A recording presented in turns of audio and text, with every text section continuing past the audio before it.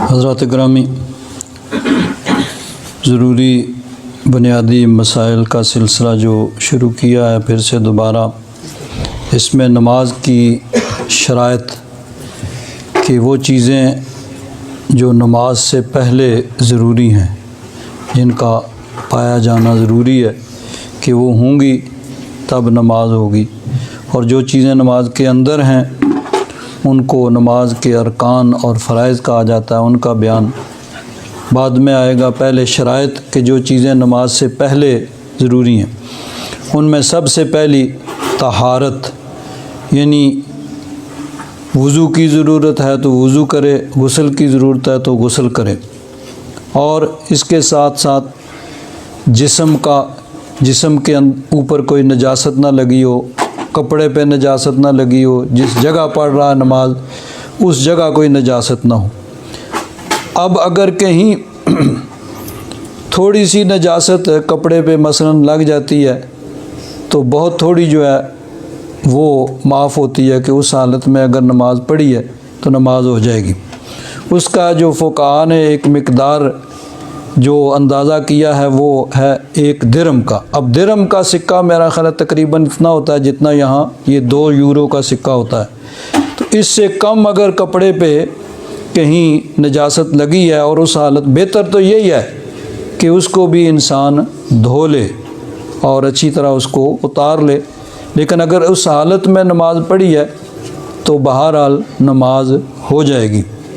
حضرت امام اعظم ابو حنیفہ رحمۃ اللہ تعالیٰ علیہ کو کسی آدمی نے دیکھا کہ ان کے کپڑے پہ، چادر پہ ذرا سی کوئی چیز لگی ہوئی ہے تو اس کو دھو رہے ہیں، تو اس آدمی نے کہا حضرت امام اعظم سے کہ آپ کا فتویٰ تو یہ ہے کہ 1 درہم سے کم اگر نجاست لگی ہوئی ہو تو وہ معاف ہوتی ہے، اس حالت میں نماز ہو جاتی ہے۔ آپ نے فرمایا ہاں یہی فتویٰ ہے۔ تو اس نے کہا آپ یہ دھو رہے ہیں، یہ تو درہم سے بہت کم ہے۔ تو حضرت امام اعظم ابو حنیفہ رحمۃ اللہ تعالیٰ علیہ نے فرمایا کہ ہاں وہ فتویٰ ہے اور یہ تقویٰ ہے۔ تقویٰ کا تقاضا یہی ہے کہ اس کو دھو لیا جائے، لیکن فتویٰ یہی ہے کہ اگر اس حالت میں یعنی تھوڑی سی نجاست درہم کی مقدار سے کم کپڑے وغیرہ پہ لگی ہوئی ہے اور اس حالت میں نماز پڑھ لی تو نماز درست ہو جائے گی، اور اگر اس سے زیادہ ہے تو پھر نماز نہیں ہوگی، اس کو بہرحال پہلے دھونا پڑے گا۔ اب ایک اور بڑا اہم مسئلہ ہے اس میں کہ مثلاً کسی آدمی نے وضو کیا، بعد میں اب وہ کہتا ہے پتہ نہیں مجھے یاد نہیں ہے، گھنٹہ 2 گھنٹے اتنا ٹائم گزر گیا ہے تو مجھے اب یاد نہیں کہ میرا وضو ہے کہ نہیں ہے، تو اس میں بھی تو بہتر یہی ہے کہ شک کو دور کیا جائے، لیکن اس میں بھی فتویٰ یہی ہے کہ ایک چیز یقینی ہے،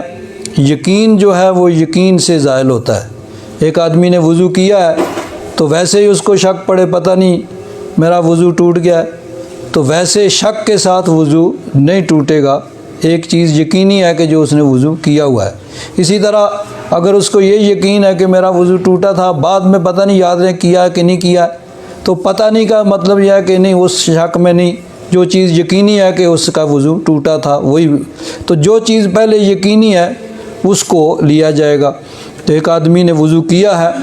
یہ بات یقینی ہے، اس کو پتہ ہے، یقین ہے اس کو، پھر بعد میں اگر شک ہے وہم سے تو ویسے بھی وضو نہیں ٹوٹتا، کہ ویسے ہی جب آدمی وہم کے پیچھے لگ جاتا ہے پتہ نہیں میرے کپڑے ناپاک ہو گئے ہوں گے، ویسے ہی پتہ نہیں میرا وضو ٹوٹ گیا ہوگا، تو یہ جو وہم ہوتا ہے یہ تو جب انسان اس کے پیچھے پڑتا ہے تو پھر یہ آگے آگے چلتا جاتا ہے، تو اس لیے خواہ مخواہ کا وہم نہیں ہونا چاہیے۔ ہاں اگر واقعی کوئی ایسی چیز ہو تو وہ الگ بات ہے۔ تو بہرحال اس میں یہ ہے کہ ایک چیز یقینی ہے، وہ